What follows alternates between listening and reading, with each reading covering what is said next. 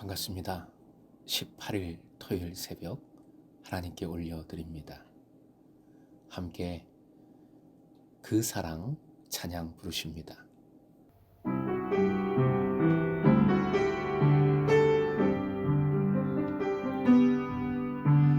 아버지 사랑 내가 노래해,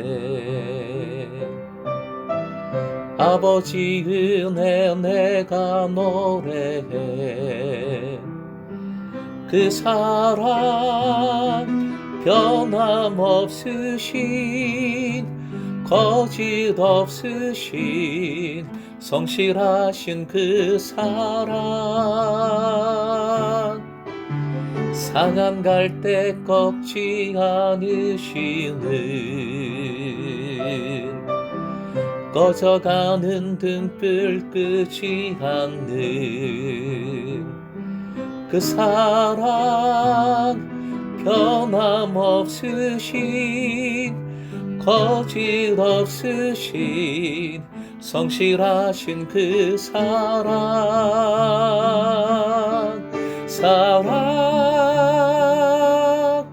그 사랑, 날 위해 죽으신, 날 위해 다시 사신 예수 그리스도, 다시 오실 그 사랑, 죽음도 생명도 천사도 하늘의 어떤 권세도 끊을 수 없는 영원한 그 사랑 예수.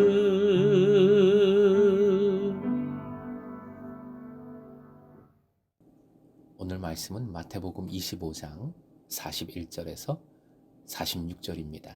크샤 청년들 수련회 중입니다. 계속 응원해 주시고요. 또 말씀드립니다.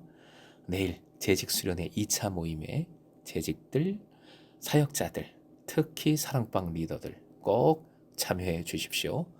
서울로에서 가장 뜨거운 목사님인 최영걸 목사님, 소그룹 전문가이기도 하시지요. 오셔서 말씀 전하십니다.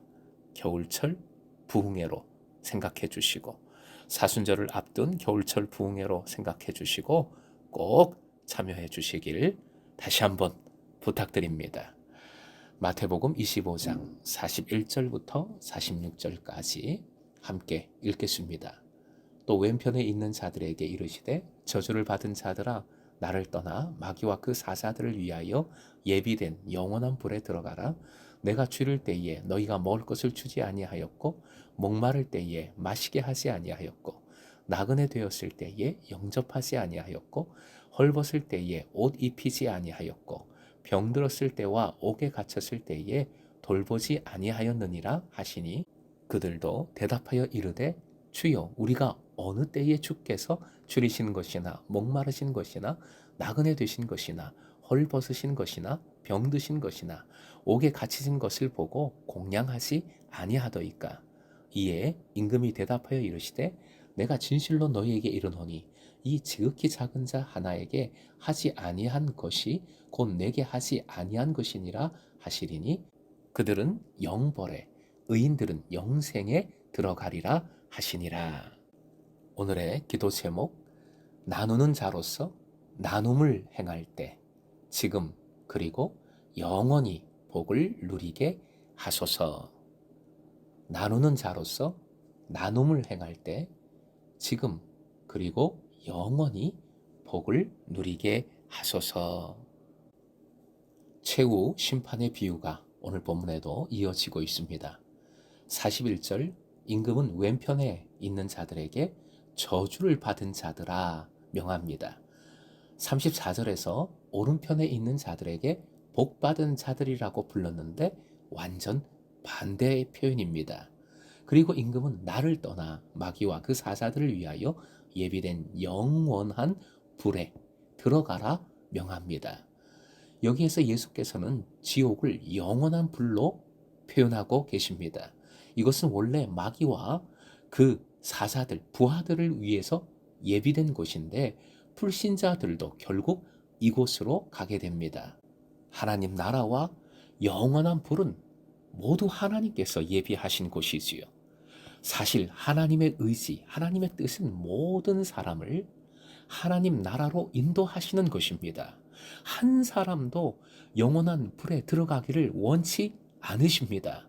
하지만 인간이 스스로 하나님을 거역하고 거부하고 죄를 지음으로써 마귀를 위해서 예비해 놓은 이 불못으로 들어가게 된 것이지요. 그곳을 택하게 된 것입니다. 42절, 43절 왼편에 있던 사람들이 지옥으로 가야만 하는 이유를 임금은 자세히 설명합니다. 이들은 오른편에 있던 사람들이 했던 일을 하지 않은 자들입니다. 이들은 행하지 않은 죄를 범한 자들입니다. 44절 이들이 항의합니다. 자신들은 인자를 만난 적도 없다는 것이지요. 아니지요. 인자는 지극히 작은 자의 모습으로 다가오셨습니다. 그런데 우리 인간의 눈이 어두워 작은 자를 통해 오시는 인자를 발견하지 못하는 것입니다. 45절은 40절의 반대 표현인데 사실 동일한 의미입니다. 40절 지극히 작은 자에게 한 것이 곧 내게 한 것이라 하셨지요. 본문 45절은 지극히 작은 자 하나에게 하지 않은 것이 곧 나에게 하지 않은 것이라 말씀하십니다. 46절은 최후의 결론으로서 예수께서는 영벌과 영생을 말씀하십니다. 심판은 한순간에 끝나는 것이 아닙니다. 심판은 영원을 결정하는 것이지요. 심판을 통과한 사람은 영생이요. 통과하지 못한 사람은 영벌에 처해집니다. 둘 중 하나밖에 없습니다. 중간은 절대 없습니다. 사랑하는 금성의 제자 여러분, 오늘 말씀은 죄에 대한 우리의 생각을 완전히 뒤집어 놓습니다. 우리는 구체적으로 악을 행하는 것으로만 죄를 생각합니다. 그래서 이런저런 죄를 생각하면서 그것을 했다면 가슴을 치며 회개를 하지요. 또는 그것을 하지 않기 위해 애를 씁니다. 하지만 악을 행하는 것만이 죄가 아닙니다. 선을 행해야 하는 상황에서 선행을 하지 않는 것이 바로 또한 죄입니다. 본문은 바로 이 죄를 말씀해 주십니다. 작은 이가 추릴 때에 먹을 것을 주지 않은 것, 목마를 때에 마시게 하지 않는 것, 나그네 되었을 때에 대접하지 않는 것, 헐벗을 때에 옷을 입히지 않는 것, 병들었을 때와 심지어 옥에 갇혔을 때에 돌보지 않는 것. 마침 우리는 이 마지막 때에 오이코노모스로서 나누는 삶을 살아야 함을 한 해의 주제로 세워놓고 주일 설교를 통해서 계속 그 말씀을, 관련된 말씀을 상고하고 있습니다. 나눠야 하는 사람이 나누지 않는 것은 정체성을 잊어버리는 일이고 사명을 던져버리는 큰 죄입니다. 오늘 말씀에 행하지 않은 것이 바로 정체성의 상실과 사명의 망각이기에 큰 죄악인 것이지요. 오늘도 우리는 오이코노모스의 정체성을 가지고 행하십시다. 선을 행하십시다. 말씀과 기도를 행하고 나누고 사랑을 행하고 나누고 환대를 나누고 봉사를 나누십시다. 특히 중요한 것, 내 마음에 드는 사람에게만 그렇게 하는 것이 아니라 지극히 작은 자에게 그리 나누어야 합니다. 선을 행해야 합니다. 또 중요한 것, 행함 자체가 중요한 것이 아닙니다. 행함으로 구원받을 수는 절대 없는 것이지요. 초점은 그리스도인으로서 오이코노모스로서 내 삶이 이웃을 돕는 삶을 지향하고 있는가에 있습니다.